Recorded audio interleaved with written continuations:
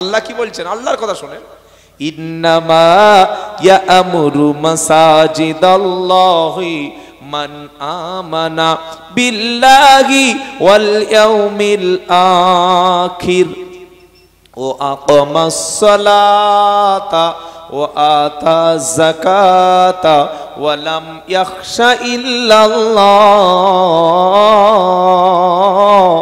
নিশ্চয়ই আমার ঘর সমূহে, নিশ্চয়ই আমার ঘরগুলিতে আবাদ করবে তারা, দেখাশোনা করবে তারা, দায়িত্ব প্রাপ্ত হবে তারা। প্রথম শর্ত হলো আমার উপরে ঈমান আনবে যারা। দ্বিতীয় শর্ত হলো ও আকামাস সালাত, নামাজ কায়েমকারী হবে যারা। 3 নম্বর হলো ও আতাজ যাকাত, যাকাত দেনেওয়ালা হবে যারা। আর 4 নম্বর হলো ওয়ালাম ইয়াখশা ইল্লাল্লাহ, আল্লাহ ছাড়া পৃথিবীতে অন্য কাউকে ভয় পাবে না। সুবহানাল্লাহ পাঠ করি। আচ্ছা, এবার একটা প্রশ্ন করি ভাই, একটা মসজিদে মিনিমাম 20 লাখ 22 লাখ 30 লাখ টাকা খরচ হয়, হয় কি হয় না? হয়। এই টাকাটা সরকারি টাকা না জনগণের টাকা? জনগণের টাকা। আমাদের আপনাদের 5 টাকা 10 টাকা 1000 টাকা 5000 টাকা এইভাবে দেওয়া। আচ্ছা বলুন, মসজিদে যদি টাইলস বসিয়ে পাথর বসিয়ে এসি লাগানো হয়, তার মানে মসজিদটা খুব খুব উন্নত মসজিদ। এবারে একটা লোক এসছে, ওনার বাড়ি ধরুন বুনিয়াদপুর, বুনিয়াদপুর জানেন তো? বুনিয়াদপুর বা গঙ্গারামপুর। এসে ইমাম সাহেবের আসসালামু আলাইকুম। ওয়ালাইকুম আসসালাম। ভালো আছেন হযরত? আলহামদুলিল্লাহ। আচ্ছা আপনি ইমাম? বললে হ্যাঁ আমি ইমাম। কতদিন আছেন? 2010 সাল থেকে আছি, মানে প্রায় 15 বছর, তাই তো নাকি? আচ্ছা আপনার ওই বেতন কত? সাহেব বলছে শুনে লাভ নেই, বলুন না। বলে 5 আর 1 কত? 5 আর 1 6 না 10? সত্যি 6? সত্যি 6 তো? এইবার বলুন, আপনারা যারা এসেছেন জ্ঞানী গুণী শিক্ষিত সমাজসেবী, যারা সামাজিক, যারা এই সোসাইটি আমরা বিলং করি, বিচরণ করি, আমরা সোসাইটির সমস্ত কালচারটা বুঝি, যারা আমাদের সংসার চালাই খেটে খুঁটে পরিশ্রম করে, 6000 টাকায় বর্তমানে একটা মানুষের সংসার চলে? যার সংসার চলে না, নামাজে আল্লাহু আকবার বলে দাঁড়ালে তার নিজের নামাজটা হবে? কি বলছি বুঝতে পারছেন না? ইমাম দাঁড়িয়েছে, আল্লাহু আকবার, নামাজ শুরু হয়েছে, আলহামদুলিল্লাহি রাব্বিল আলামিন। মনে করছে আল্লাহ, বিবি বলেছিল একটা কাপড় ছেড়ে গেছে নিয়ে যেতে হবে, গেল, নামাজ ওখানেই শেষ হয়ে গেল। আর রহমানির রহিম মালিকি ইয়াউমিদ্দিন, এ মাসে চালের দোকানে 3000 টাকা বাকি। এটা আপনি হাসার কথা বলছি না, ওই 6000 টাকার ইমামের মনে মনে এটা হচ্ছে, ওই জায়গায় দাঁড়িয়ে দেখো। ইহদিনাস সিরাতাল মুস্তাকিম সিরাতাল্লাযীনা আন'আমতা আলাইহিম। ঘরে যাব, কালকের বাড়িতে বাজার নাই, কোথায় টাকা পাবো? ফেরেশতা বলছে আল্লাহ, দুটো ক্যাসেট দুটো টাওয়ার একসঙ্গে পাচ্ছে কি করে? 4G আর 5G আর 3G কি করে হচ্ছে বুঝতে পারছি না। এ কি, এই জিও আর বিএসএনএল একসঙ্গে ধরছে কিভাবে? যেমন বেতন তেমন নামাজ। তাই আমি আব্দুল্লাহ জুবায়ের বিনীতভাবে অনুরোধ করছি, যত মসজিদ কমিটির সম্মানিত ব্যক্তিরা এসেছেন বা ইমাম যারা আছেন এসেছেন, সামনে রমাদানুল মোবারক মাসে অন্তত 10,000 টাকা ইমাম সাহেবের হাতে বেতনটা দেবেন। বলুন ইনশাআল্লাহ, বলুন ইনশাআল্লাহ। যদি দিতে পারেন তাহলে ইমামের উপরে ইনসাফ হচ্ছে বলে অন্তত আশা করা যায়। আর মসজিদে লক্ষ লক্ষ টাকার কাজ হচ্ছে, বাথরুমে কাজ হচ্ছে, এসি লাগানো হচ্ছে, 2 তলা 3 তলা রং হচ্ছে, আর ইমাম সাহেবের দিকে ভ্রুক্ষেপ করছেন না। কিয়ামতের দিনে আপনি মসজিদ কমিটি হবেন না, আপনি হবেন আল্লাহর কাছে 1 নম্বর আসামি। 1 নম্বর আসামি। এক সপ্তাহ আগে দক্ষিণ 24 পরগনার কুলবি বলে একটা থানা আছে, ওখানে এই বক্তব্যটা করেছি। নামার পরে দেখি আমার গাড়ি ঘিরে নিয়েছে, মারবে। চলে চলে এসো, আমি যে ভুল বলেছি তুমি প্রমাণ করো। বলছে না, সব টাকা ইমামদের দেবো। আমি বললাম তোমার ইমামদের 10,000 টাকা দিতে হবে না, তুমি ইমামতি করো, তুমি ইমামতি করো। ইমাম সাহেব বাড়ি চলে যাচ্ছে, যাক তুমি ইমামতি করো। না আমি করবো না। তা তুমি করবে না, তোমার ছেলের ইমামতি করতে দাও। বললে আমার ছেলের 6,000 টাকা চলবে। তা তোমার ছেলের 6,000 টাকা না চললে ইমাম সাহেব তো ফেরেশতা না, সেও তো কাজ চলে, তার কিভাবে চলবে?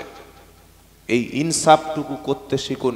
জলসা শুনে, কোরআন শুনে, লম্বা লম্বা বয়ান শুনে কি লাভ আছে ভাই, যদি আমাদের সমাজে কোনো পরিবর্তন না আসে, যদি আমরা একটা মানুষের প্রতি ইনসাফ না করতে পারি, যদি একটা মানুষের আমরা সামাজিক যে ন্যূনতম খরচ সেইটুকু না দিতে পারি, কি আপনারা অসন্তুষ্ট হচ্ছেন এই কথাটা শুনে? আল্লাহ তৌফিক দিক, বলুন আমিন। তাহলে আল্লাহ তাআলা মসজিদ কমিটির মধ্যে 4টে গুণ বলেছে। 1 নম্বর নামাজ, 2 নম্বর 1 নম্বর ইমান, 2 নম্বর নামাজ, 3 নম্বর যাকাত, 4 নম্বর মসজিদ কমিটির যারা দায়িত্বে থাকবেন, ওয়ালাম ইয়াকশা ইল্লাল্লাহ, আল্লাহ ছাড়া পৃথিবীতে কাউকে পরোয়া করবে না। যেটা সত্য, যেটা ন্যায়, যেটা হক, ইমামকে দিয়ে বলাবেন। মসজিদ কমিটি তারা সঠিক সিদ্ধান্তটা নেবেন কোরআন সুন্নাহ অনুযায়ী, বলুন সুবহানাল্লাহ। আবার আল্লাহ রাব্বুল আলামিন সূরা তাওবায় যাকাতের কথা বলছেন, ওয়াল মুমিনুনা ওয়াল মুমিনাতু বা'দুহুম আউলিয়াউ বা'দ ইয়া'মুরুনা বিল মা'রুফি ওয়া ইয়ানহাউনা আনিল মুনকার ওয়া ইউকিমুনাস সালাতা ওয়া ইউতিউনাজ যাকাতা ওয়া ইউতিউনাল্লাহা ওয়া রাসূলাহু উলাইকা সায়ারহামুহুমুল্লাহ। 10 পারা 17 পৃষ্ঠা 9 নম্বর লাইনের 71 নম্বর আয়াত, সূরার নাম তাওবা।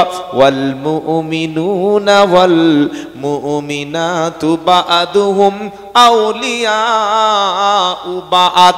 আল্লাহ বলছেন একদল ইমানদার মোমেন আর একদল ইমানদার পুরুষ, একদল ইমানদার নারীর বন্ধু। কি কি কারণে? প্রথম হলো তারা ইমানওয়ালা। 2 নম্বর ওয়া ইউকিমুনাস সালাতা ওয়া ইউতিউনাজ যাকাত।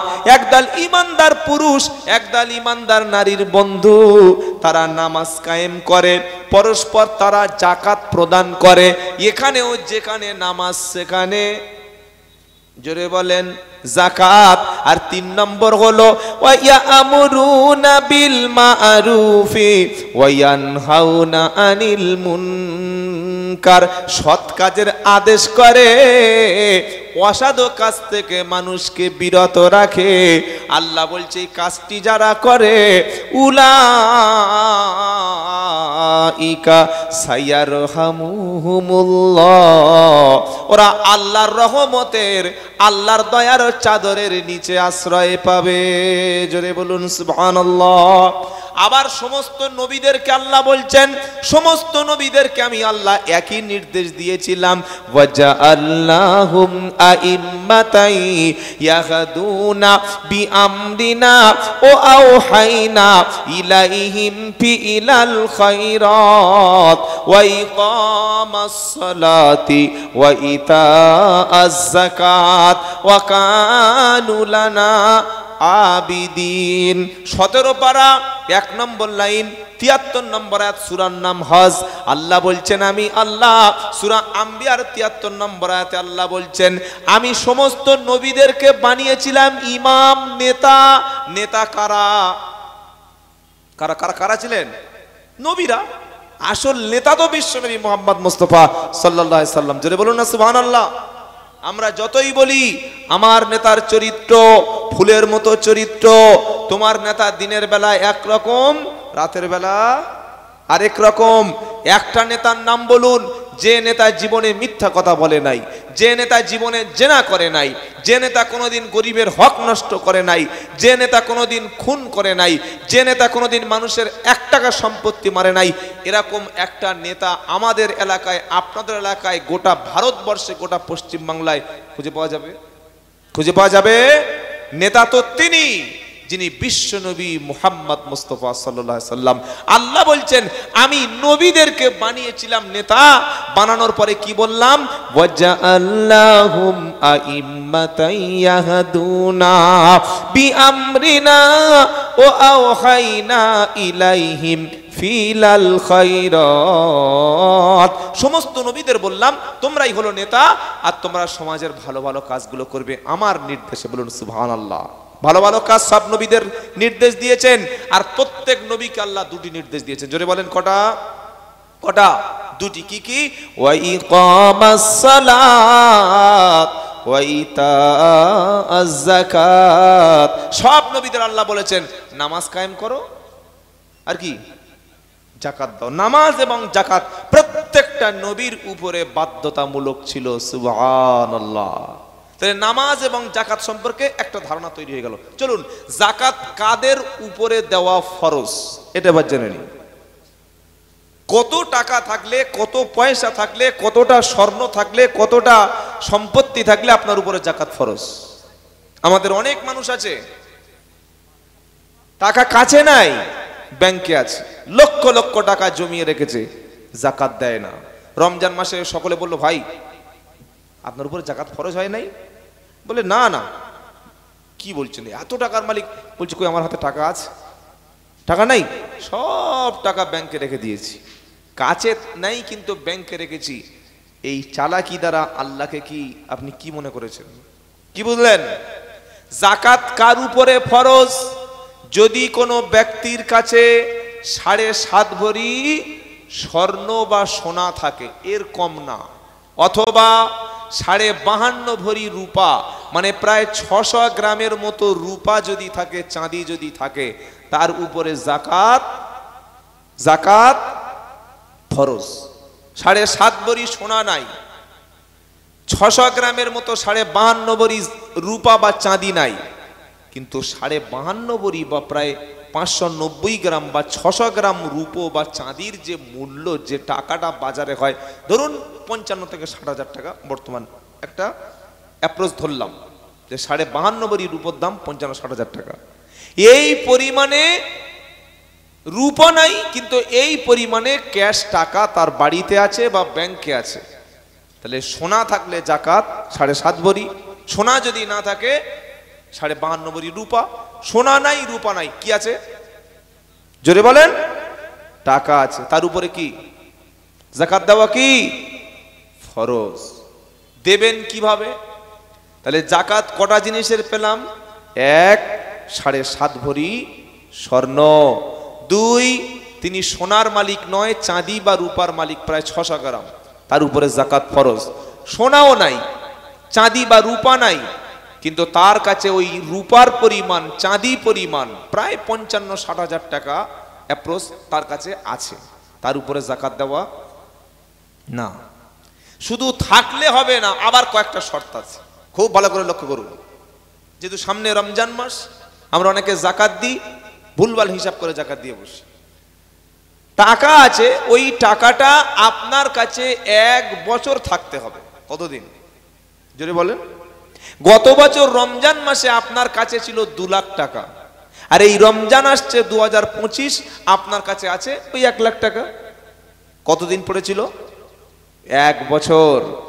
এইবার 1 বছর যে টাকাটা আপনার কাছে ছিল, ওই টাকার মধ্য থেকে ক্যালকুলেশন করে, হিসাব করে করে যাকাত দেওয়া আপনার জন্য ফরজ। বলুন সুবহানাল্লাহ। অনেকের কাছে টাকা নাই, স্বর্ণ নাই, রূপাও নাই, তিনি একটা কাপড়ের ব্যবসা করেন কিংবা অন্য কোনো একটা ব্যবসা করেন, ব্যবসার যে কাঁচা মাল, র মাল 3 লাখ টাকার মাল তার দোকানে আছে, আর ক্যাশ আছে 50,000 টাকা।